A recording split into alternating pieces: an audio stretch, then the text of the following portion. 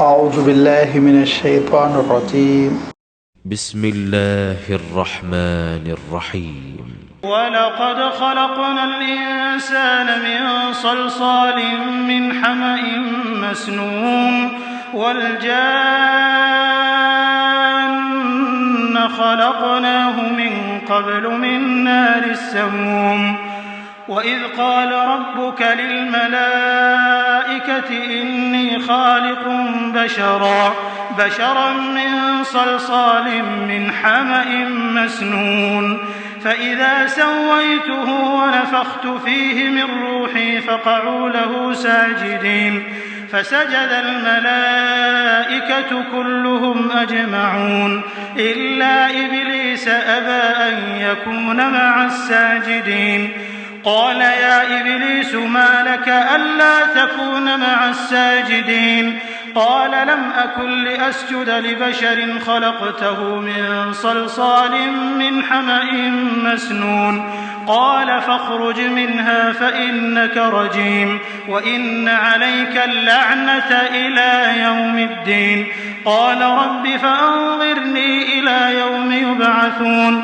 قال فإنك من المنظرين إلى يوم الوقت المعلوم قال رب بما أغويتني لأزينن لهم في الأرض ولأغوينهم أجمعين إلا عبادك منهم المخلصين قال هذا صراط علي مستقيم إن عبادي ليس لك عليهم سلطان إلا من اتبعك من الغاوين وإن جهنم لموعدهم أجمعين لها 7 أبواب لكل باب منهم جزء مقسوم إن المتقين في جنات وعيون ادخلوها بسلام آمنين ونزعنا ما في صدورهم من غل إخوانا على سرر متقابلين لا يمسهم فيها نصب وما هم منها بمخرجين نبئ عبادي أني أنا الغفور الرحيم وأن عذابي هو العذاب الأليم صدق الله العظيم الحمد لله رب العالمين والصلاة والسلام على سيد المرسلين وعلى آله وأصحابه أجمعين अम्मा बाद। सूरतुल हिज्र की जो 15 आयतें हैं जिनके भी आपके सामने तिलावत की गई, इन आयतों में अल्लाह ताला ने इंसान का आगाज और उसका मकसद और उसका इख्तिताम और उसकी मंजिल मकसूद इन सब का तज़किरा फरमाया। क्योंकि पिछली आयतों में जैसे कि सूरतुल हिज्र के शुरू में बात रखी गई थी कि अल्लाह ताला ने मक्के मुकर्रमा में आप सल्लल्लाहु अलैहि वसल्लम से मुशरिकीन मक्का ने जो मुतालबा किया कि खारिकुल आदा ऐसी चीज़ें जो आम हालात से हटके हो बतौर मौजज़ा पेश कीजिए, या कम से कम इतना हो कि फरिश्तों का एक जुलूस हमको नज़र आए तो हम ये यकीन करें, ये जाने कि आप नबी व रसूल हैं। तो अल्लाह ताला ने उनके इस मुतालबे पे ये बात इरशाद फरमाई कि जहाँ तक मौजज़े का और अल्लाह ताला की निशानियों का ताल्लुक़ है तो तुम्हारे अतराफ व अकनाफ वो बिखरी हुई हैं। इस कायनात में गौर करो, तुम्हारी ज़मीन पर गौर करो, तुम्हारी फ़िज़ा में गौर करो, चश्मों पर गौर करो, कुओं पर गौर करो, बरसते हुए पानी पर गौर करो, खुद अपने आप पर गौर करो, अपने आज़ा और ऑर्गन्स पे गौर करो। हर चीज़ अल्लाह ताला की बोलती हुई निशानी है। اس کے بعد پھر تم کو کسی اور نئی نشانی کی کیا ضرورت ہے؟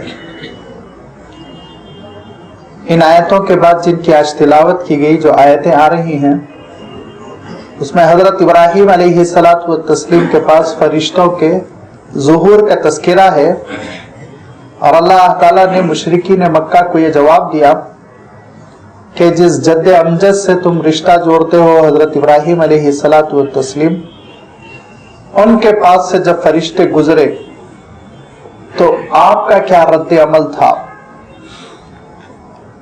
فرشتوں کی آمد پہ حضرت ابراہیم علیہ السلام نے کس طرح خوف محسوس کیا؟ یہ انشاءاللہ تفصیل آئے گی۔ تو اللہ تعالیٰ ارشاد فرماتا ہے فرشتوں کی آمد کا مطالبہ کیوں کرتے ہو؟ فرشتوں کے ظہور کا مطالبہ کیوں کرتے ہو؟ اطراف و اکناف میں تمہارے جو نشانیاں ہیں ان نشانیوں پر غور کرو۔ اللہ تعالیٰ کی معرفت پیدا ہوگی، جب معرفت خداوندی پیدا ہوگی تو پھر عبادت کا جذبہ پیدا ہوگا، اطاعت کا جذبہ پیدا ہوگا۔ اس کے بعد اللہ تعالیٰ نے ارشاد فرمایا کہ دیکھو یہ حقیقت ہے کہ ہم نے تم کو زندگی دی، موت سے بھی ہم دوچار کریں گے، اور اس کائنات کے تنے تنہا وارث و مالک ہم ہیں۔ پچھلے جو لوگ گزر چکے ان سے بھی ہم واقف ہیں، آنے والی نسلوں سے بھی ہم واقف ہیں۔ یہ سب میدان حشر میں جمع کیے جائیں گے۔ اپنی حقیقت کو سمجھو۔ اب اللہ تعالیٰ انسان کے اس سفر کا تذکرہ فرما رہا ہے جس سفر کا ایک جز ہم بھی بنے ہوئے ہیں۔ یہ سفر کب شروع ہوا تھا؟ اللہ تعالیٰ ارشاد فرماتا ہے کہ اس وقت کو یاد کرو جب اللہ تعالیٰ نے یہ تحیہ فرمایا، یہ ارادہ فرمایا کہ اس کائنات میں ایک ایسی مخلوق پیدا کی جائے جس مخلوق کے اپنے اختیارات ہوں، جس مخلوق کو کرنا اور نہ کرنا یہ دونوں کا اختیار دیا جائے۔ اور اس کے لیے اللہ تعالیٰ نے حضرت آدم علیہ السلام کا پتلا تیار کیا۔ وَلَقَدْ خَلَقْنَا الْإِنسَانَ مِنْ صَلْصَالٍ مِنْ حَمَإٍ مَسْنُونٍ، بے شک ہم نے انسان کو پیدا کیا طلسال، حما، مسنون، تین الفاظ اللہ تعالیٰ نے ارشاد فرمائے۔ سلسال کہتے ہیں چکنی مٹی کو، حمائم مسنون، حما کہتے ہیں جس میں خمیر اٹھ چکا ہو، یعنی چکنی مٹی کو جب رکھا جاتا ہے 2-4 دن کے لیے تو اس میں ایک طرح کا خمیر پیدا ہوتا ہے، ایک چکناہٹ بڑھتی ہے، اور مسنون کہتے ہیں اس وقت جبکہ وہ سوکھ جاتی ہے۔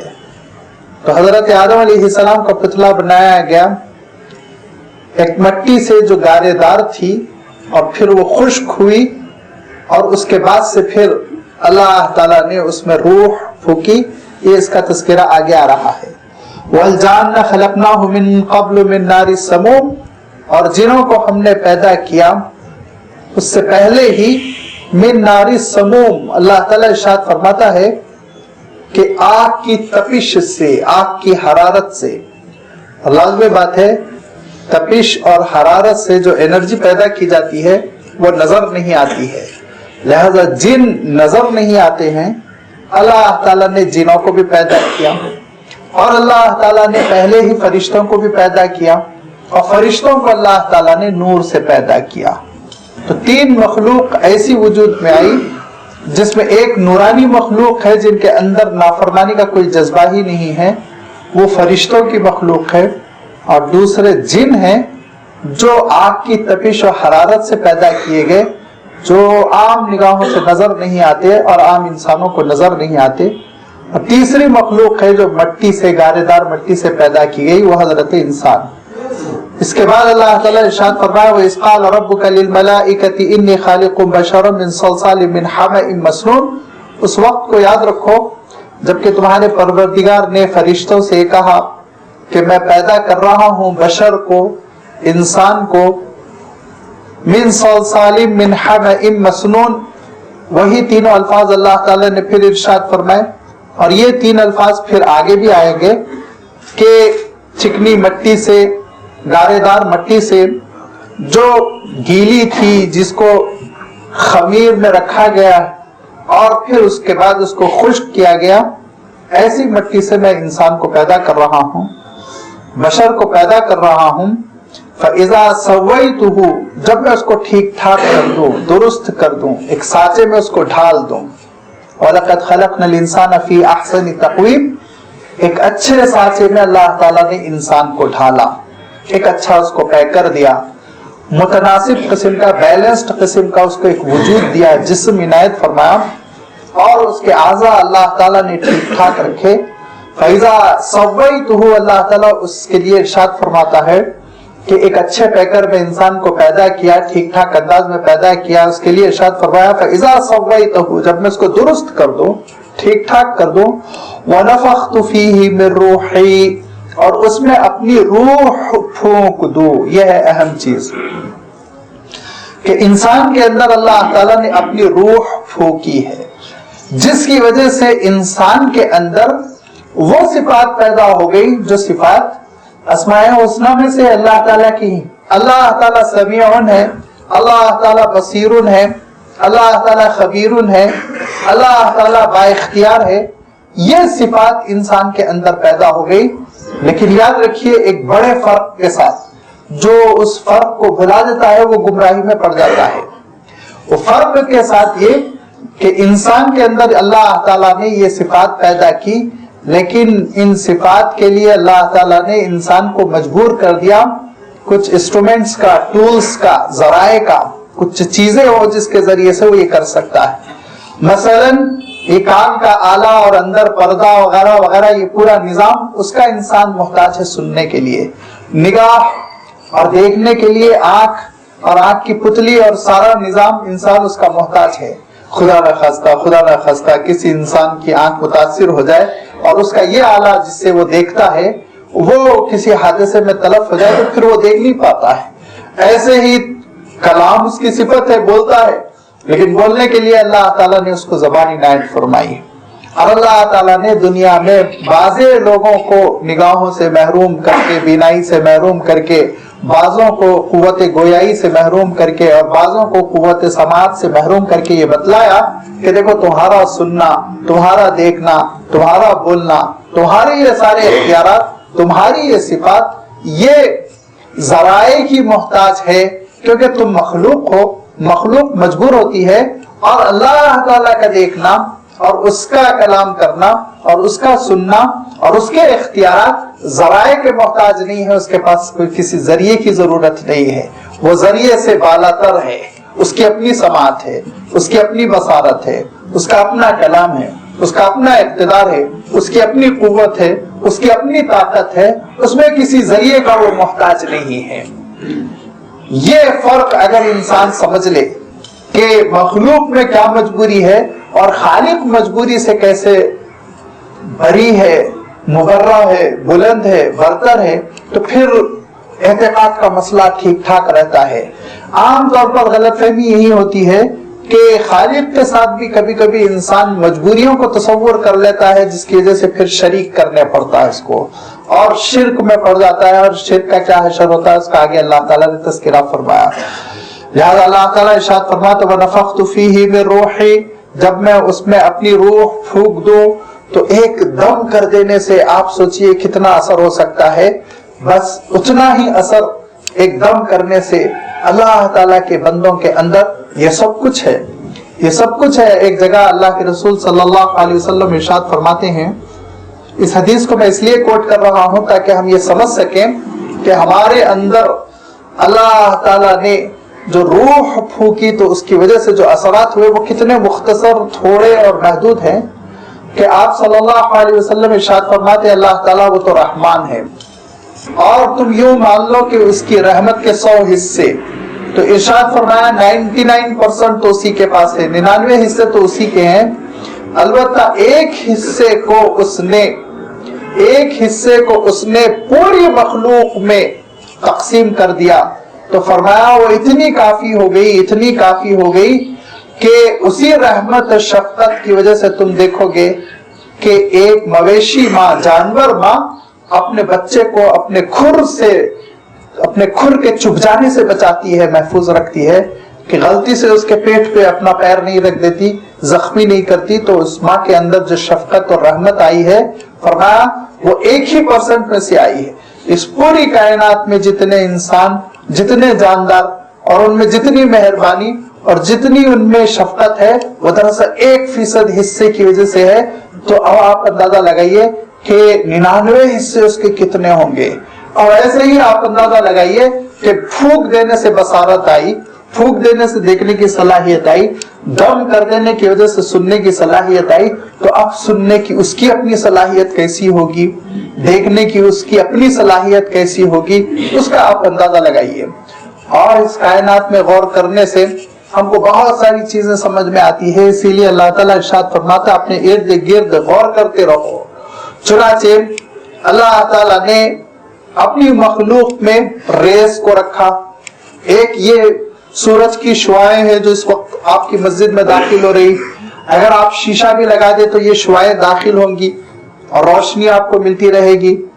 لیکن اگر آپ دیوار بنا دیں گے تو پھر یہ شعاعیں نہیں داخل ہوں گی. لیکن اس کے مقابلے میں آپ جانتے ہیں زیادہ سافٹ ریز ایکس ریز ہے جو دیوار میں سے بھی پار کر کے پہنچ جاتے ہیں اور انسان کے جسم کے اندر کی تصویر لاتے ہیں. اور بھی لطیف ترین ریز اس دنیا میں ہیں جن کو کنٹرول میں کیا گیا, جن کے کیمرے بنائے گئے اور سیٹلائٹ سے تصویریں لی جاتی ہے, تو معلوم ہو جاتا ہے کہ 4000, 8000, 10,000 فیٹ نیچے زمین کے کہاں پیٹرول ہے, کہاں پانی ہے, کہاں سونا ہے, کہاں معدنیات ہے. تو آپ سوچئے وہ کتنے سافٹ ریز ہیں. جب اللہ کی مخلوق اتنی سافٹ ہے, اتنی سافٹ ہے کہ وہ 1000 فیٹ زمین کے اندر کی تصویر لے کر آ سکتی, تو اللہ کا علم کتنا لطیف ہوگا, کتنا سافٹ ہوگا. تو میرے اور آپ کے سینے میں داخل ہو کر جو وسوسے پیدا ہو رہے ہیں اس سے واقف ہوگا کہ نہیں ہوگا؟ تو یہ ہے اس کی بصارت, یہ ہے لطیف ترین بصارت جس سے وہ اس پوری کائنات کو دیکھ رہا ہے. لہذا اللہ تعالیٰ نے اس کا ایک پرتو, ایک جھلک ہمارے اندر پیدا کی, تو ہم کائنات کے حسن کو دیکھ رہے ہیں. اللہ تعالیٰ نے سننے کی تھوڑی سی صلاحیت, پتہ نہیں کتنے پرسنٹ, 0.00 پوائنٹ میں, وہ اللہ تعالیٰ نے عنایت فرما دی, تو ہم ساری چیزیں سن رہے ہیں. وَنَفَخْتُ فِيهِ مِن رُوحِي, یہ ہے کانسیپٹ کہ میں نے اس کے اندر اپنی روح کو, اپنی صلاحیتوں کو اور اپنی صفات کو ودیعت کر دیا اور دم کیا. نفخ مانے دم کرنا, پھونکنا. وَنَفَخْتُ فِيهِ مِن رُوحِي, لہذا دیکھو اس کے اندر ایک فضیلت پیدا ہو گئی, اور اس فضیلت کا اظہار یوں ہوگا فَقَعُوا لَهُ سَاجِدِينَ, اس کے لیے تم سجدہ ریز ہو جانا. جب میں حکم دے دوں گا تو تم پھر اس کے لیے سجدہ کرنا. لہذا حضرت آدم علیہ السلام کا پتلا بنایا گیا, اور اللہ تعالیٰ نے اس کے اندر جان, حضرت آدم علیہ السلام کے پتلے میں جان ڈال دی, اور اس کے بعد فرشتوں کو سجدے کا حکم ہوا. فسجد الملائکۃ کلھم اجمعون, سارے کے سارے فرشتوں نے سجدہ کیا. اب آپ ان بحثوں میں مت پڑیے, وہ سجدہ تعظیم تھا, وہ سجدہ احترام تھا, سجدہ شرعی تھا, سجدہ تکوینی تھا, وہ کچھ بھی نہیں تھا, اللہ کا حکم تھا. اتنا بس ہم یاد رکھیں, اللہ تعالیٰ جب سجدہ کرنے کا حکم دے وہ عبادت ہے, اور جب سجدے سے روک دے تو وہ حرام ہے. اللہ تعالیٰ جس چیز کے سامنے سجدہ کرنے کا حکم دے تو عبادت ہے, جہاں سجدہ کرنے سے اللہ تعالیٰ روک دے تو وہ گناہ ہے. لہذا اللہ تعالیٰ کا فرشتوں کو حکم تھا کہ دیکھو یہ آدم کا پتلا ہے, اس کی جانب رخ کرو اور سجدہ کرو, یہ ہمارا حکم ہے. فرشتوں نے کہا سمعنا واطعنا, اے اللہ ہم نے سنا, ہم فرما برداری کریں گے, اور انہوں نے سجدہ کیا. الا ابلیس, سوائے ابلیس کے. سورۃ الکہف میں انشاءاللہ سورت آئے گی, اللہ تعالیٰ ارشاد فرمایا کان من الجن, وہ جن تھا, جنوں میں کا ایک فرد تھا, اور اس وقت تک وہ فرشتوں کے ساتھ رہتا تھا.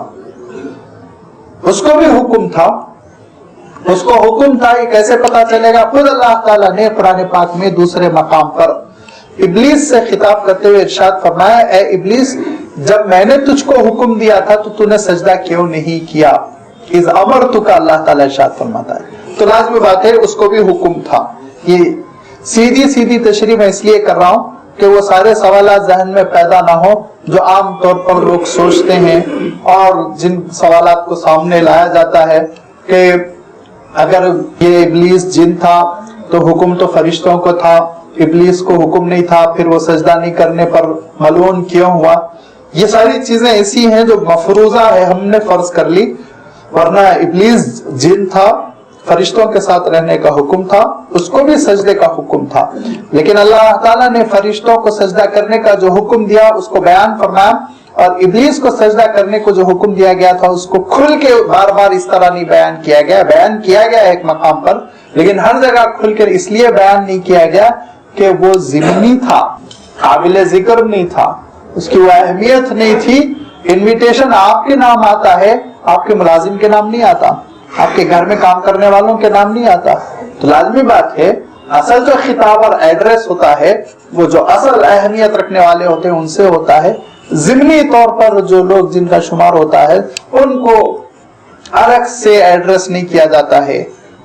ابلیس کی وہ حیثیت نہیں تھی، وہ غلط فہمی میں ہے وہ لوگ جو یہ سمجھتے ہیں ابلیس فرشتوں کا نعوذ باللہ معلم تھا، ہرگز نہیں ہے۔ ہندوستان میں کہاں سے کانسیپٹ آ گیا پتہ نہیں کہ وہ معلم الملائکہ تھا، وہ تھا، اس کو بس رہنے کا ایک حکم تھا، رہنے کی اجازت تھی فرشتوں کے ساتھ، ورنہ اس کی کوئی ایسی فضیلت، کوئی ایسی اہمیت نہ کتاب سے، نہ سنت سے، نہ قرآن مجید سے، نہ حضور اکرم صلی اللہ علیہ وسلم کے کسی ارشاد سے ثابت ہوتی ہے۔ الا ابلیس ابا یکون مع الساجدین، انکار کیا وہ سجدے میں جانے والوں کے ساتھ ہونے سے، نہیں گیا وہ سجدے میں۔ قال یا ابلیس ما لک الا تکون مع الساجدین، اللہ تعالیٰ نے ارشاد فرمایا اے ابلیس کیا ہوا تجھے، کیوں تو سجدے میں ان سب کے ساتھ نہیں گیا؟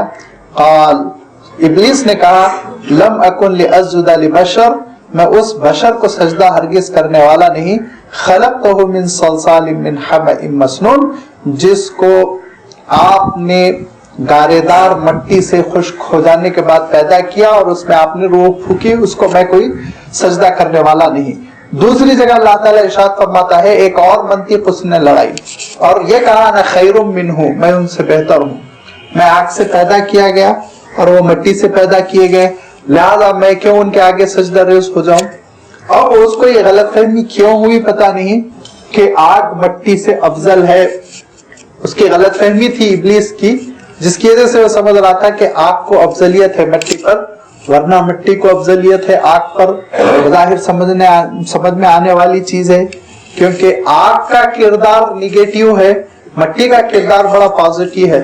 مٹی سے پودا پیدا ہوتا ہے، درخت پیدا ہوتا ہے اور مخلوقات کی زندگی کا سامان پیدا ہوتا ہے، آگ ساری چیزوں کو جلا جلا کے ختم کرتی ہے، تو آگ کے اندر معدوم کرنے کی صلاحیت ہے اور مٹی کے اندر وجود دینے کی صلاحیت اللہ تعالیٰ نے رکھی، لیکن اس کو غلط فہمی تھی، اور یہ ساری منطقی بحثوں کی کوئی حیثیت ہی نہیں ہے، اصل تو حیثیت ہے اللہ تعالیٰ کے حکم کی۔ اللہ تعالیٰ نے حکم دیا کہ آدم علیہ السلام کے اس پتلے کے سامنے سجدہ ریز ہو جاؤ، بس ختم، اللہ کے حکم کے بعد پھر کوئی قیل قال نہیں، اللہ کے حکم کے بعد پھر کوئی بحث باقی نہیں رہ جاتی۔ اللہ تعالیٰ نے حکم دیا رمضان المبارک میں روزے رکھو، ٹھیک ہے رمضان میں رکھیں گے، محرم میں نہیں رکھیں گے اس معنوں میں کہ آپ نفل رکھتے ہو تو رکھیے، یعنی فرض نہیں، محرم میں فرض نہیں، سفر میں فرض نہیں، ربیع الاول میں فرض نہیں، اللہ نے کہا رمضان میں فرض ہے، رمضان میں فرض ہے، اللہ تعالیٰ نے کہا۔ اللہ تعالیٰ نے کہا روزانہ 4 رکعت نماز ظہر میں ادا کرو، لیکن جمعہ کے دن تخفیف کر دو 2 رکعت، لہذا 2 رکعت پڑھیں گے۔ کیا مدد جو 4 رکعت آپ جماعت سے نماز پڑھیں، اللہ یہ کہ کسی کی جمعہ کی نماز چھوٹ جائے اور وہ مقیم ہو تب تو وہ 4 رکعت پڑھے گا، لیکن جماعت ہو رہی ہو تو اس کو تو 2 رکعت پڑھنی ہے۔ تو اللہ کا حکم اصل ہے، باقی ارشاد فرمایا للہ المشرق والمغرب، مشرق و مغرب اللہ تعالیٰ کے ہیں، جدھر چاہے تم چہرہ پھیر سکتے ہو، اللہ کا حکم اصل ہے، اصل ہے اللہ کا حکم کہ اللہ تعالیٰ نے تم کو جدھر رخ کرنے کا حکم دیا اس کے حکم کو مانو، اصل ہے یہ تمہارا امتحان۔ ارشاد فرمایا کہ ابلیس سے خطاب کیا اور کہا قال فاخرج منها فانك رجیم، کہ اب تم دھتکار دیے گئے ہو، یہاں سے نکل جاؤ، تم اب یہاں نہیں رہ سکتے، تم فرشتوں کے ساتھ، ملائکہ اعلیٰ کے ساتھ تم نہیں رہ سکتے۔ اور یہ اس لیے ہو رہا ہے دیکھیے کہ اللہ تعالیٰ نے قرآن پاک میں حضرت آدم علیہ السلام کا کردار، اور اللہ تعالیٰ نے قرآن پاک میں فرشتوں کا کردار، اور اللہ تعالیٰ نے قرآن پاک میں ابلیس کا کردار کئی مقامات پہ سورہ بقرہ میں گزر چکا ہے، یہاں آ رہا ہے، آگے اور دیگر مقامات پر آئے گا. یہ اس لیے اللہ تعالیٰ نے بیان فرمایا کہ اس آئینے میں ہم اپنے سراپا کو دیکھیں. کیا ہے؟ پہلا آپ ابلیس کا کردار دیکھ لیجئے کہ اس نے ایک حکم اللہ تعالیٰ کا نہیں مانا، حکم عدولی کی. اس کے بعد اللہ تعالیٰ نے سرزنش فرمائی، توبہ کر لیتا، معافی مانگتا اور گڑ گڑا کے رو پڑتا تو کیا ہوتا پتا نہیں، لیکن بظاہر ایسے ہی محسوس ہوتا ہے سنت اللہ معاف کرنے کی، اللہ تعالیٰ معاف فرماتا. لیکن ضد اور بحث، کٹ حجتی اور جواب پر جواب، نافرمانی پر نافرمانی، اور یہ ضد اس کی اتنی بڑھتی چلی گئی کہ جب اللہ تعالیٰ نے ارشاد فرمایا کہ میں نے حکم دیا تو تو نے سجدہ کیوں نہیں کیا، تو بجائے اس کے کہ وہ یہ کہے مجھ سے غلطی ہو گئی، اس نے کہا انا خیر منہ، میں ان سے بہتر ہوں. ان کو آپ نے مٹی سے پیدا کیا، مجھے آپ نے آگ سے پیدا کیا، لہذا میں افضل ہوں، میں ان کو کیوں سجدہ کروں. تو اللہ تعالیٰ ارشاد فرمایا فخرج منہا فإنک رجیم، تم دھتکارے جا رہے ہو، تم نکالے جا رہے ہو یہاں سے. تو پھر اس کو یہ کہنا چاہیے تھا اچھا اتنا آپ ناراض ہوں گے مجھے پتا نہیں تھا، میں توبہ کرتا ہوں، معافی چاہتا ہوں. نہیں، آگے کیا کہہ رہا دیکھیے. اس نے کہا قال رب فانظرنی الی یوم یبعثون، تو ٹھیک ہے نکالیے مجھے اپنے دربار سے، لیکن مجھے مہلت دیجئے قیامت تک کے لیے، قیامت تک کے لیے مہلت دیجئے. اور کس بات کی مہلت دیجئے؟ انسانوں کو گمراہ کرنے کی، انسانوں سے لڑائی مول لینے کی. چنانچہ اللہ تعالیٰ ارشاد فرماتا وَإِنَّ عَلَيْكَ اللَّعْنَةَ إِلَى يَوْمِ الدِّينِ، قیامت تک تجھ پر لعنت برستی رہے گی. لعنت کا تو مستحق رہے گا، اور لعنت کا مستحق ہوگا. اس اعلان کے باوجود کیا کہہ رہا ہے قال رب فانظرنی الی یوم یبعثون، اے اللہ جب تک کہ یوم بعث، یوم حشر، جس دن دوبارہ زندہ کر کے اٹھایا جائے گا، اس دن تک کہ آپ مجھے مہلت دے. قال فانک من المنذرین، اللہ تعالیٰ کی مشیت اور حکمت یہ تھی کہ اس کو مہلت دی جائے، اس لیے فرمایا کہ جا ٹھیک ہے تجھ کو مہلت دی جا رہی ہے الی یوم الوقت المعلوم، ایک معلوم شدہ وقت تک، ایک طے شدہ وقت تک، اس وقت تک تجھ کو مہلت دی جائے گی، اس کے بعد مہلت تیری کام نہیں آئے گی. ایک بات. دوسرے کس کس پر تیری مہلت کام نہیں چلے گی وہ بھی اللہ تعالیٰ نے آگے تذکرہ فرمایا قال رب بما اغویتنی لأزینن لهم فی الارض، اللہ میں تو گمراہ ہو گیا، اور چونکہ میں گمراہ ہو گیا اس بنیاد پر میں ہمیشہ اس بات کی کوشش کروں گا کہ زمین میں ان کے لیے گناہوں کو لبھا دوں، خوبصورت کر دکھاؤں، ڈیکوریٹڈ کر دکھاؤں. وَلَأُغْوِيَنَّهُمْ أَجْمَعِينَ، اور سارے کے سارے انسانوں کو گمراہ کرنے کی میں کوشش کروں گا.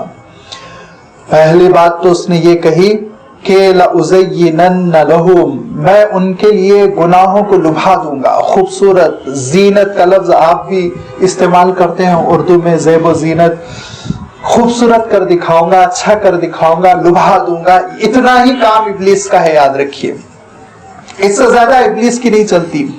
ابلیس اور اس کے چیلے وہ گناہوں کو خوبصورت کر کے دکھاتے ہیں، اس سے زیادہ وہ کچھ نہیں کر پاتے. جب شرک کا مسئلہ آیا اور کہا گیا کہ اللہ کے ساتھ کسی کو شریک کرنا یہ حرام ہے، اللہ کے غضب کو دعوت دینا ہے، تو اس وقت ابلیس اس گناہ کو لبھا دے گا اور یہ کہے گا یہ تمہارا کلچر ہے، یہ تہذیب ہے، تمہارے آبا و اجداد کا دین ہے، اس کو کیوں چھوڑتے ہو. بس اس سے زیادہ کچھ نہیں کرے گا. کسی کی گردن پکڑ کر کسی بت کے آگے سجدہ ریز نہیں کرے گا، خالی خوبصورت کر دکھائے گا. اتنا ہی کرے گا جتنا آج کی بڑی بڑی کمپنیاں ایڈورٹائز کی شکل میں کرتی ہیں.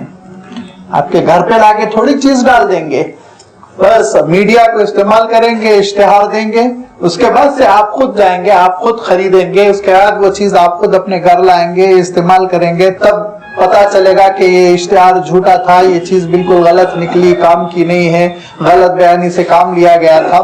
تو بالکل ایسے ہی ابلیس کا معاملہ ہے کہ وہ گناہوں کو، بے حیائی کو، ظلم و زیادتی کو، چور بازاری کو، فساد کو، بگاڑ کو انسان کے سامنے لبھا کر اچھے اچھے نعروں کے ذریعے سے، اچھے اچھے الفاظ کی شکل میں وہ پیش کرتا ہے. بے حیائی کو یہ کہے گا کہ انسان کے حقوق ہے، آزادانہ جیسے چاہے زندگی کریں. ظلم کو یہ کہے گا کہ آگے بڑھنے کے لیے، ترقی کرنے کے لیے کچھ نہ کچھ ہتھیانا پڑتا ہے. اور جھگڑوں کو، فسادات کو، بگاڑ کو लड़ाइयों को वो ये कहेगा कि अच्छी बात है जो मैं इनके ऊपर मुसल्लत करना चाह रहा हूँ, ये नहीं मान रहे हैं लिहाजा इनको शूट कर दिया जाए, खत्म कर दिया जाए। इस तरह के नारों से वो गुनाहों को इंसानों की निगाहों में डुबा देता है और फिर वलअउवियन्नहुम अजमईन, और गुमराह होने वाले गुमराह हो जाते हैं बहुत सारे। लेकिन इब्लीस ने एतराफ किया इल्ला इबादका मिनहुमुल मुखलसीन, अल्लाह लेकिन तेरे मुखलिस बंदों पे मेरा जादू नहीं चल सकेगा। तेरे जो मुखलिस बंदे होंगे वो उन मुखलिस बंदों को मैं बिगाड़ नहीं सकूंगा। पूरी कोशिशों के बावजूद मेरा जोर और मेरी ताकत कारगर नहीं होगी उन पर जो अल्लाह तेरे दर को पकड़े हुए होंगे, जो मुखलिस होंगे। उसको भी एतराफ था कि मुखलिस बंदों पर, अच्छा मुखलिस से माने वो उर्दू का मफहूम मत लीजिए कि इखलास के साथ इबादत करना, वो तो है बदर से औला, उसका इनकार नहीं, लेकिन मुखलिस के माने वो जो अल्लाह ताला के लिए अपनी इताअत खालिस कर ले, अल्लाह ताला के लिए अपनी फर्मा बरदारी को खालिस कर ले। ऐसे खालिस कर लेने वाले बंदे जो सिर्फ अल्लाह की बात मानना चाहते हो, वो इब्लीस की किसी भी साजिश के शिकार नहीं होते। बहुत जोर दे के मैंने कहा, किसी भी साजिश का शिकार नहीं होते। ना उनके ऊपर जिन चढ़ता है, ना भूत आता है, ना आसेब सताता है, ना ये होता है, ना वो होता है। वो अल्हम्दुलिल्लाह हर चीज से महफूज होते हैं। जब वो अल्लाह से जुड़े हुए होते हैं तो सारी इब्लीसी ताकतों से वो महफूज होते हैं। फिर उनको ना किसी आमिल के पास जाना पड़ता है, फिर ना उनको किसी मुअक्कल की जरूरत पड़ती है, फिर ना उनको किसी की जेब गर्म करने की जरूरत पड़ती है। खुद उनका अपना अकीदा, एतकाद और ईमान और तवक्कुल, अल्लाह ताला की जात पे भरोसा और अल्लाह ताला से ताल्लुक जो होता है वो, और उनकी तहारत और उनकी पाकी और उनकी इबादत और उनके मामला इतने ताकतवर होते हैं, इतने ताकतवर होते हैं कि जिस गली से वो चलते हैं उस गली से इब्लीस की ताकतें भाग जाती हैं। हजरत उमर रज़ियल्लाहु ताला अन्हु के सिलसिले में फरमाया था ना, उमर जिस रास्ते को तुम इख्तियार करते हो तो फिर वो रास्ते को शैतान छोड़ देता है, दूसरे रास्ते से निकल जाता है। तो ये अल्लाह के जो नेक बंदे होते हैं जिनका ताल्लुक अल्लाह ताला की जात से मजबूत होता है, कवी होता है, इबादत की बुनियाद पर, ईमान की बुनियाद पर, एतकाद की बुनियाद पर, तवक्कुल की बुनियाद पर, उनको इब्लीस न गुमराह कर सकता है न दुनिया में परेशान कर सकता है। लिहाजा अल्लाह ताला इरशाद फरमाता है कि इब्लीस ने खुद एतराफ किया और ये कहा इल्ला इबादका मिनहुमुल मुखलसीन, अल्लाह सबको गुमराह कर लूंगा लेकिन तेरे मुखलिस बंदों पर मेरा जादू नहीं चलेगा, उनका मैं कुछ नहीं बिगाड़ सकूंगा, वो राह रास्त पे रहेंगे। तो फरमाया अल्लाह ताला ने काल हाज़ा सिरातुन अलैया मुस्तकीम, ये है मेरी तरफ आने का सीधा सीधा रास्ता। सिरात मुस्तकीम, वो सिरात मुस्तकीम जिसकी हम हिदायत सूरह फातिहा में हर नमाज में हर रकात में मांगते हैं, यही वो सिरात मुस्तकीम है जो अल्लाह ताला इरशाद फरमाता है कि इतनी आसान है, इतनी सीधी है कि बस अल्लाह के लिए दीन को खालिस कर लो। जब दीन अल्लाह के लिए खालिस थी, आप सिरात मुस्तकीम पर है, फिर उसके बाद से ना कोई गुमराह कर सकेगा और ना ही कोई राह रास्त से हटा सकेगा। इन्ना इबादी लैसा लका अलैहिम सुल्तानुन, देख बंदों पर तुझे मैं कोई ताकत नहीं दे रहा हूँ, सुल्तानुन कोई इख्तिदार नहीं दे रहा हूँ, इख्तियार नहीं दे रहा हूँ मैं। इल्ला मन इत्तबाका मिनल गावी, हाँ तू इश्तिहार बाजी कर सकता है और तेरी इश्तिहार बाजी में जो गुमराह होंगे वो गुमराह तेरे पीछे चलेंगे, और जब तेरे पीछे चलेंगे तेरी इत्तिबा करेंगे। इल्ला मन इत्तबाका मिनल गावीन, जो गुमराह बंदे तेरी इत्तिबा करेंगे, वो इन्ना जहन्नम लमौइदुहुम अजमईन, ऐसे सबका ठिकाना जहन्नम होगी। ऐलान कर दो कि इन सब का ठिकाना जहन्नम होगी। लहा सबअतु अब्वाब, उसके 7 दरवाजे होंगे। लहा सबअतु अब्वाब, वो जहन्नम जिसके 7 दरवाजे होंगे, और लिकुल्ली बाबिन मिनहुम जुज़उम मक़सूम, हर दरवाजे से तयशुदा होगा किसको दाखिल होना है। एक दरवाजा होगा वो बाबुल शिर्क, मुशरिकों को उसमें से दाखिल होना पड़ेगा। एक दरवाजा होगा बाबुल इल्हाद, इल्हाद करने वाले, दहरियत फैलाने वालों को उससे दाखिल होना पड़ेगा। एक दरवाजा होगा बाबुल निफाकी व शिकाक, निफाक फैलाने वाले और दिल में कुछ रखना, जबान पे कुछ रखना, रियाकारी करना, ये कैफियतों वाले उसमें दाखिल होंगे।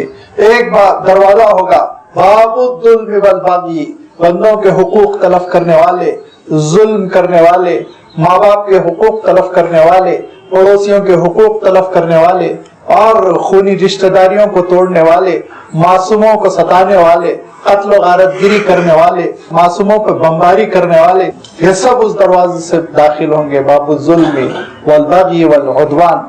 और एक दरवाजा होगा बाबुल जिना, गुनाह करने वाले, बेहयाई करने वाले, शहवतों के पीछे जिंदगी बसर करने वाले, वो उसमें से दाखिल हो रहे होंगे। और एक दरवाजा होगा जो बाबुल शहवात, ख्वाहिशात के पीछे चले जा रहे हैं, हराम कमा रहे हैं और हराम हलाल में फर्क नहीं है, दुनिया के पीछे पड़े हुए हैं, समझते हैं सब कुछ दुनिया है, वो उससे घुसे जा रहे होंगे। अल्लाह के रसूल सल्लल्लाहु अलैहि वसल्लम ये आयत नमाज में तिलावत फरमा रहे हैं, पीछे से बुढ़िया की, ज़ईफ खातून की चीखने की आवाज आई।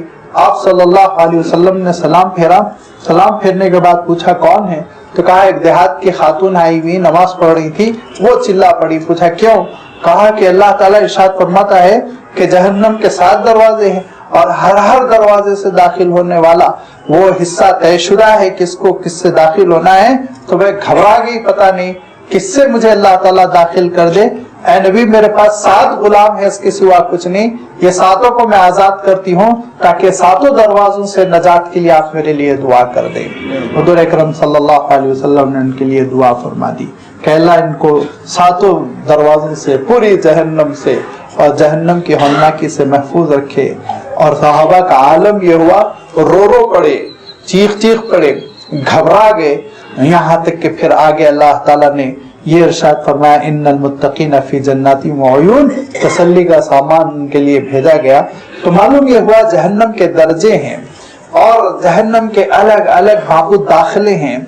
और जिसको हजरत अब्दुल्लाह इब्न अब्बास रज़ियल्लाहु ताला अन्हु फरमाते थे दरवाजे से मुराद तुम्हारा अपना दरवाजा, तुम्हारी अपनी गेट नहीं, फरमाया यहाँ से वहां तक दाखिल होने का, हिजाज से लेके आदन तक ऐसा लंबा चौड़ा बाप होगा, दाखिल होने का मदखल होगा जिससे इन सारे गुनाहगारों को, जालिमों को दाखिल किया जा रहा होगा। और ऐसे ही जन्नत के भी मुख्तलिफ दरवाजे होंगे और जन्नत के भी 7 अबवाब होंगे। अल्लाह के रसूल सल्लल्लाहु अलैहि वसल्लम ने इरशाद फरमाया कि जन्नत के मुख्तलिफ अबवाब होंगे और उन अबवाब में एक बाबुर रैयान होगा और उस बाबुर रैयान से सिर्फ और सिर्फ वो लोग दाखिल होंगे जो खूब रोजों का एहतमाम करने वाले होंगे। तो हजरत अबू बकर सिद्दीक रज़ियल्लाहु ताला अन्हु ने पूछा अल्लाह के रसूल कोई ऐसा शख्स भी होगा जो 7 दरवाजों से दाखिल होने का मुस्तहिक होगा? तो आपने फरमाया हाँ क्यों नहीं, तुम उन्हीं में से तो हो, तुम उन्हीं में से तो हो। तो ये जन्नत के भी दर्जात है, दरवाजे हैं और उनमें से बाबु तौहीद है, बाबुल ईमान है, बाबु सलात है और बाबु सियाम है, बाबु ज़कात वल इंफाक है। अलग अलग दरवाजे होंगे, जिसके ऊपर जिस सिफात का गलबा होगा उस दरवाजे से वो बुलाया जाएगा। जन्नत का मुस्तहिक तो होने के लिए शर्त है ईमान, फिर नमाज भी शर्त है, फिर ज़कात भी शर्त है। लेकिन आप देखेंगे कि बाज़ बंदों पे इंफाक का जज्बा बहुत गालिब रहता है, बाज़ पे नमाजों का जज्बा बहुत गालिब रहता है, बाज़ फना फिल्ला रहते हैं, बाज़ अखलाक में बड़े नर्म रहते हैं। तो जिस बंदे के अंदर जो सिफत नुमाया तौर पर होगी उस बंदे को उस दरवाजे से बुलाया जाएगा, पुकारा जाएगा और वो उसमें से दाखिल होगा। अल्लाह ताला इरशाद फरमाता है यहाँ के देख इब्लीस, जो तेरी पैरवी करके गलत रास्ते पे चलेगा तो उसके लिए जहन्नम का वादा है। ऐसों को हम जहन्नम में दाखिल करेंगे जिस जहन्नम के 7 दरवाजे होंगे। लिकुल्ली बाबी मिनहुम जुज़उन मक़सूमुन, हर दरवाजे के लिए तयशुदा उसका हिस्सा है, तक़सीम शुदा हिस्सा है कि मालूम शुदा लोग हैं जो उससे दाखिल होंगे। निफाक वालों को किससे दाखिल होना है तयशुदा है, शिर्क वालों को किससे दाखिल होना है तयशुदा है, इसी तरह इल्हाद वालों को किस रास्ते से घुसना है तयशुदा है। अल्लाह ताला इरशाद फरमाता है जुज़उन मक़सूम, तयशुदा रास्ते हैं जिनसे कि वो दाखिल होंगे।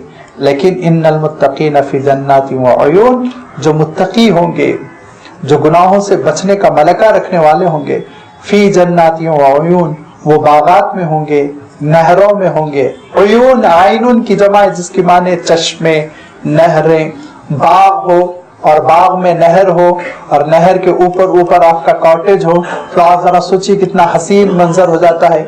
चूंकि इंसान की पहुंच इतनी ही है, آج بھی کوئی آرٹسٹ اپنی اعلیٰ درجے کی مہارت دکھانا چاہے تو وہ یہی منظر آپ دیکھیے پینٹ کرے گا کہ خوبصورت سا باغ ہے اور رنگین پھول ہے اور کچھ پھل لگے ہوئے ہیں اور نہر بہ رہی ہے، اوپر ایک خوبصورت سا کاٹیج بنا ہوا ہے. تو لازمی بات ہے یہ انسان کے تخیل کی آخری حد اللہ تعالیٰ نے اسی کو سامنے رکھا. اور کیا کیا ہوگا جنت میں جو انسان تصور ہی نہیں کر سکتا، اس کا تذکرہ نہیں فرمایا کہ وہ سمجھے گا ہی نہیں بیچارہ اپنے ناقص علم کی وجہ سے. لہذا ارشاد فرمایا ان المتقین فی جنات وعیون، متقی حضرات یہ نہیں مسلم جو رجسٹر میں لکھا دی الیکشن کے میں مسلم ہوں، نہیں، تقوی جس کے اندر ہو. صرف خاندانی طور پر مسلمان ہو جانا کافی نہیں. فرمایا کہ ان المتقین، بے شک جن کے اندر تقوی ہوگا. تقوی کے معنی کیا ہے؟ تقوی کے معنی یہ ہے کہ اللہ تعالیٰ کے ڈر سے حرام چیزوں سے بچنا. بس اتنی آسان سی بات. اللہ تعالیٰ نے جن کو گناہ قرار دیا، جو معصیتیں ہیں، ان معصیتوں سے، نافرمانیوں سے، گناہوں سے بچنا، یہی ہے تقوی جو دنیا میں گناہوں سے بچاتا ہے اور آخرت میں عذاب سے بچاتا ہے. ان المتقین فی جنات وعیون ادخلوها بسلام آمینین، ان سے کہا جائے گا کہ اس میں تم داخل ہو جاؤ ان جنتوں میں، ان باغات میں، سلامتی کے ساتھ، امن کے ساتھ. دونوں الفاظ اللہ تعالیٰ نے ارشاد فرمائے، امن اور سلامتی. بظاہر ترجمے میں دونوں کا مفہوم ایک ہی ہے، امن و سلامتی کے ساتھ رہو، لیکن عربی کے لحاظ سے بڑا فرق ہے. عربی کے لحاظ سے ہے ادخلوها بسلام آمینین. اگر اس کا ترجمہ میں کر سکتا ہوں تو یوں کر سکتا ہوں کہ ادخلوها بسلام، سلامتی اندر کی چیز ہے، امن بیرون کی چیز ہے. بیماری سے سلامتی ملی ہوئی ہے، خوف سے سلامتی ملی ہوئی ہے، یہ ساری چیزیں سلامتی ہے. اور امن باہر سے، بیرون سے، کوئی جھگڑا نہیں ہو رہا ہے، کوئی لڑائی نہیں ہو رہی ہے، کوئی ظلم نہیں ہو رہا ہے. تو اللہ تعالیٰ نے دونوں کا یہاں تذکرہ فرمایا کہ سلامتی بھی ہوگی، اندر سے بھی تم مطمئن، کسی قسم کی کوئی پریشانی نہیں، بیرون سے بھی تم کو کوئی پریشانی نہیں. وَنَزَعْنَا مَا فِي صُدُورِهِم مِّن غِلٍّ، اور ہم جو کچھ ان کے سینوں میں کپٹ ہوگا، دوری ہوگی، ایک دوسرے سے تھوڑی بہت چپلش ہو گئی ہوگی، وہ نکال کر پھینک دیں گے، صاف ستھرے سینے ہو جائیں گے، اخوانا، بھائی بھائی ہو جائیں گے، عَلَى سُرُرٍ مُتَقَابِلِينَ، اور بچھونوں پر ہوں گے جو آمنے سامنے لگے ہوں گے، آمنے سامنے بچھونے لگے ہوئے ہوں گے، اور اس پہ یہ اہل جنت بیٹھا کرتے تھے. ان کا تذکرہ حضرت علی رضی اللہ تعالیٰ عنہ سے بڑے اچھے انداز میں ہوا کہ حضرت علی رضی اللہ تعالیٰ عنہ کے خادموں میں سے کسی خادم نے پوچھا کہ اور ان کے دلوں سے کینہ کپٹ نکال دیا جائے گا، وہ بھائی بھائی آمنے سامنے ہو کر بیٹھیں گے. اے امیر المؤمنین، کن کے بارے میں یہ آیت نازل ہوئی؟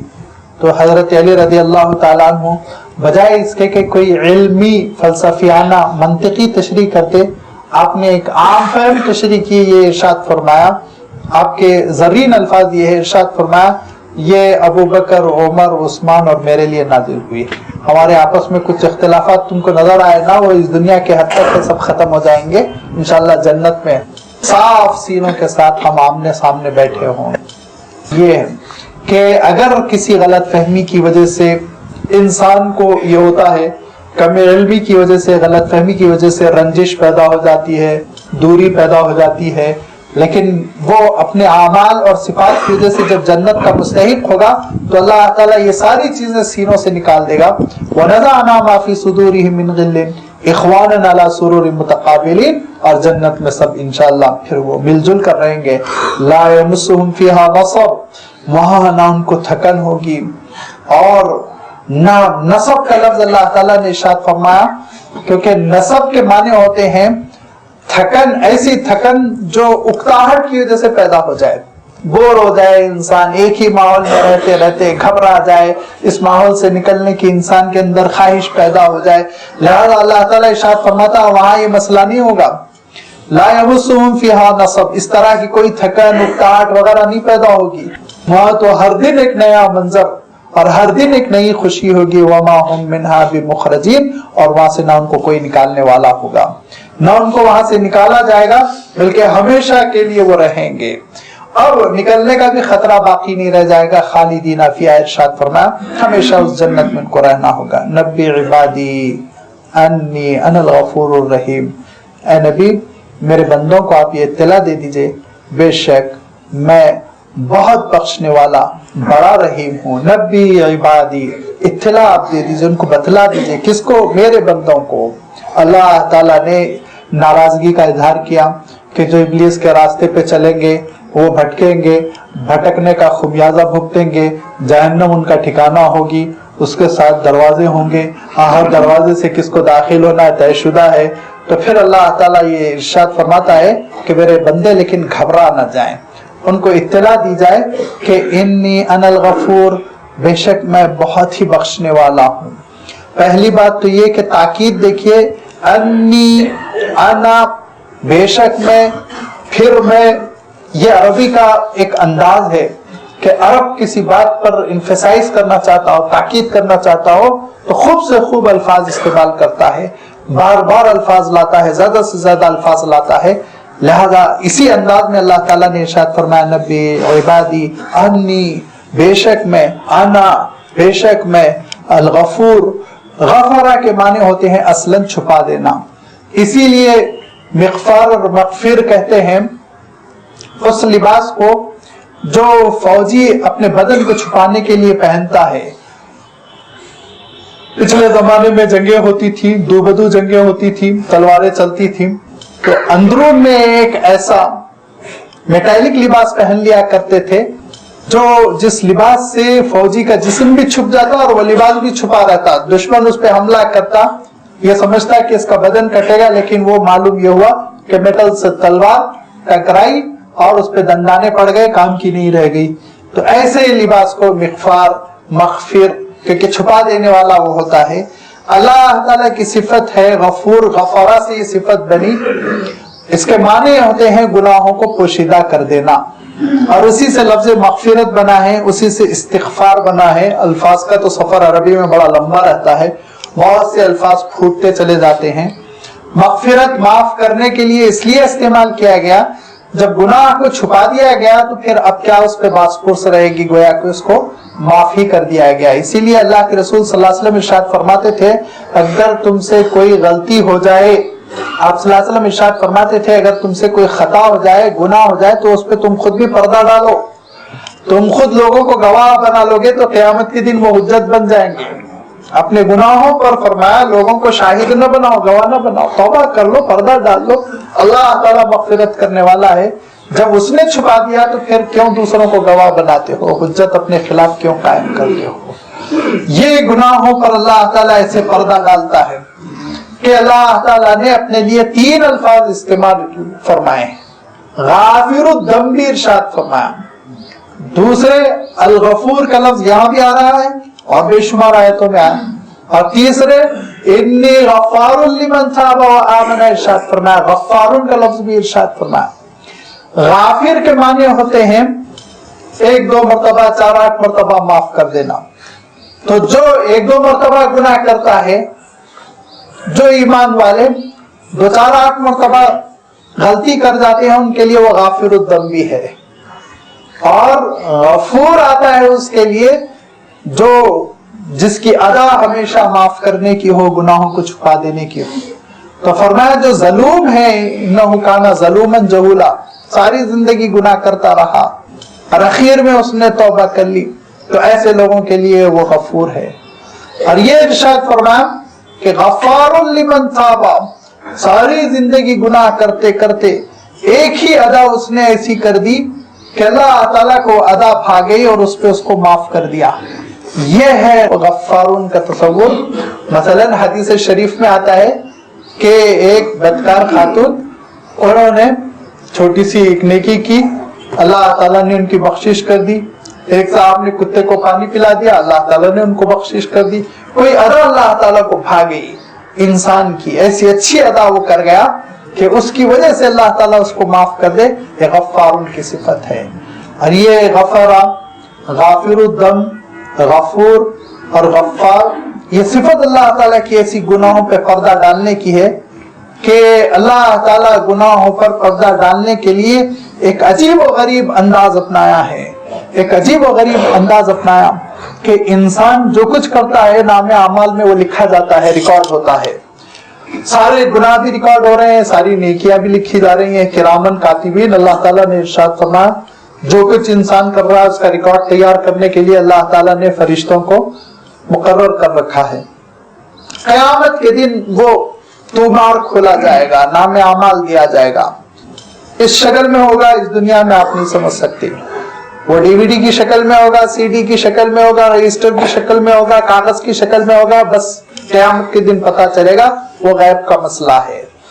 لہذا جب گناہوں کی رپورٹ ہاتھ میں دی جائے گی تو ایسے بندے جنہوں نے بڑے بڑے گناہ کیے تھے لیکن ان کو ندامت ہو گئی تھی اور انہوں نے توبہ کی, تو پھر وہ اپنے نام اعمال کو لے کر شرمندہ ہو رہے ہوں گے کہ ارے میں تو بڑھاپے میں بڑا متقی تھا, مسجد کی کمیٹی کا صدر تھا اور بڑی لیڈری کرتا تھا اور بہت صف اول میں نماز پڑھتا تھا, لیکن جوانی میں تو یہ کیا تھا, یہ ایک بے حیائی کی تھی, ایک جھوٹ بولا تھا, ایک ظلم کیا تھا.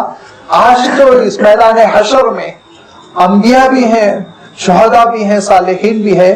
جب میں غفیر ہے سب کے سامنے میرے جوانی کے گناہ کا بھی تو تذکرہ آئے گا, تو اس کے پیروں تلے زمین نکل رہی ہوگی, مارے شرمندگی کے وہ سر جھکا رہا ہوگا.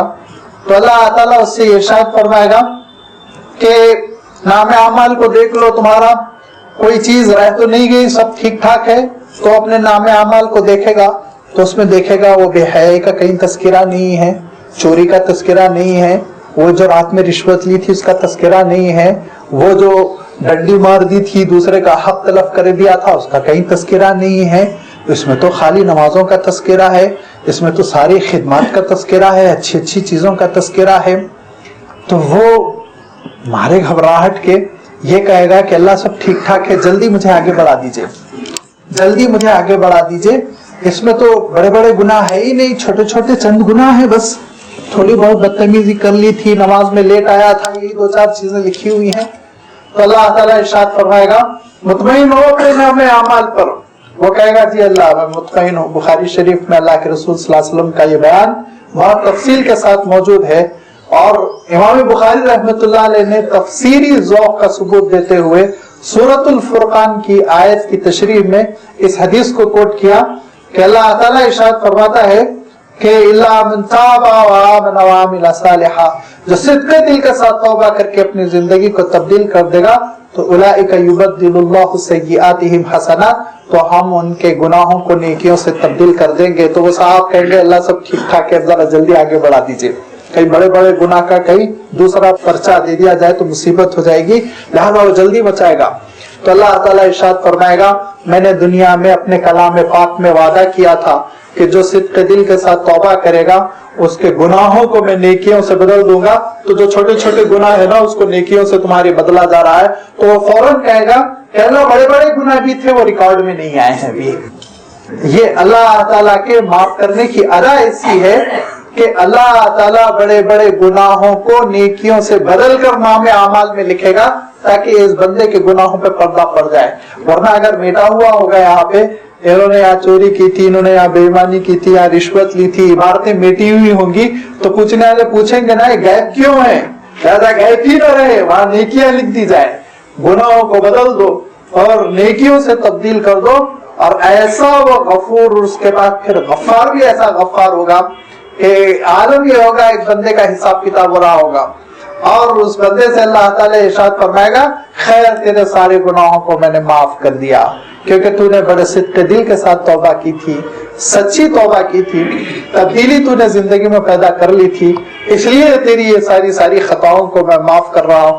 تو بندہ کہے گا اللہ معاف تو فرما دیا, بہت بڑا آپ کا کرم ہے, لیکن اللہ اتنے بڑے بھاری مجمع میں میں بے شرم تو ہو گیا, یہاں حساب کتاب تو ہو گیا. تو اللہ تعالیٰ ارشاد فرمائے گا نہیں ذرا پیچھے پلٹ کر تو دیکھ. پیچھے پلٹ کر دیکھے گا تو وہ دیکھے گا پردہ پڑا ہوا ہے, ساری مخلوق کی نگاہوں سے پردے سے اس کو محفوظ کر کے اللہ تعالیٰ اس کا حساب لے گا اور کہے گا میں تجھ کو شرمندہ نہیں کروں گا, جا جنت میں. تو اللہ تعالیٰ ایسا غفور ہے کہ وہ جب گناہوں پہ پردہ ڈالنے کے لیے, اور آپ کی ہماری زندگی میں روزمرہ میں یہ مشاہدہ ہوتا ہے کہ کیسے ہمارے گناہوں پہ وہ پردہ ڈالتا ہے, کس پیار سے وہ پردہ ڈالتا ہے, صرف اس لیے کہ نبی عبادی انی انا الغفور الرحیم, میرے بندوں کو اطلاع دے دو میں بہت بخشنے والا ہوں, بڑا مہربان ہوں. गुनाहों को माफ कर देने वाला हूँ। बंदे मेरे पास लौट कर तो आए, तौबा तो करें, लेकिन एक बात याद रखो, ऐसा न हो ईसाइयत का गलबा हो जाए कि अल्लाह ताला खाली माफ करने वाला और बड़ा नर्म, और उसके पास फिर कोई सजा ही नहीं कहा वह अन्ना आदाबी हुवल आदाबुल अलीम। लेकिन याद रखो, हद को तजावुज कर जाओगे, इब्लीस के रास्ते पे चलोगे, तो फिर मेरा अजाब भी बहुत दर्दनाक अजाब है, आप नहीं ला सकोगे मेरे अजाब की, बहुत सख्त अजाब है। लिहाजा अल्लाह ताला ने हजरत आदम अलैहिस्सलाम का रवैया भी बयान फरमाया। हजरत आदम अलैहिस्सलाम ने इब्लीस की बात मान ली और उस फल को इस्तेमाल कर लिया जिससे रोका गया था। अल्लाह ताला ने नाराजगी का इजहार फरमाया। हजरत आदम अलैहिस्सलाम ने फौरन कहा रब्बना ज़लमना अनफुसना व इन लम तग़फिर लना व तरहमना लनकूनन्ना मिनल ख़ासिरीन। वही दो लफ्ज इस्तेमाल फरमाए हजरत आदम अलैहिस्सलाम ने, गफूर और रहीम। रब्बना ज़लमना अनफुसना, मौला गलती हो गई, जुल्म कर गए हम दोनों, हमने उस दरख्त को इस्तेमाल कर लिया, फल को जिससे आपने रोका था। व इन लम तग़फिर लना, अल्लाह अगर आप गफूर है और मग़फ़िरत न फरमाए, वो तरहमना आप रहीम है और रहम न फरमाए, तो हम कहाँ के रह जाएंगे। तो हजरत आदम अलैहिस्सलाम को नबूवत भी दी, रिसालत भी दी, दुनिया में एक अल्लाह ताला ने फजीलत के साथ भेजा। कहा है आदम, रूए जमीन पर आपकी नस्ल फैलेगी फूलेगी, उनमें अंबिया पैदा होंगे, रसूल पैदा होंगे, सालेहीन पैदा होंगे, उन सबको फिर हम उसी शान से जन्नत में दाखिल करेंगे जिस शान से आपको पहली मर्तबा दाखिल किया गया था। ये है हजरत आदम का एक रवैया, इब्लीस का एक रवैया। और अब हमारा इम्तिहान है, इब्लीस के रास्ते पे चलते हैं या आदम के रास्ते पे चलते हैं। हजरत आदम अलैहिस्सलाम के रास्ते पे चलना हो तो इरशाद फरमाया अल्लाह के रसूल सल्लल्लाहु अलैहि वसल्लम ने, कुल्लु बनी आदम खत्ताऊन खैरुल खत्ताईन अत्तवाबून। हर इंसान, हर हजरत आदम अलैहिस्सलाम की औलाद खताकार है, लेकिन याद रखो बेहतरीन खताकार वो है जो तौबा कर ले, नादिम हो जाए, गुनाह पर अल्लाह ताला से माफी मांग ले। और इब्लीस के रास्ते पे चलेंगे तो जहन्नम के 7 दरवाजे खुले हुए होंगे जिनसे अल्लाह ताला हम सबकी हिफाजत फरमाए।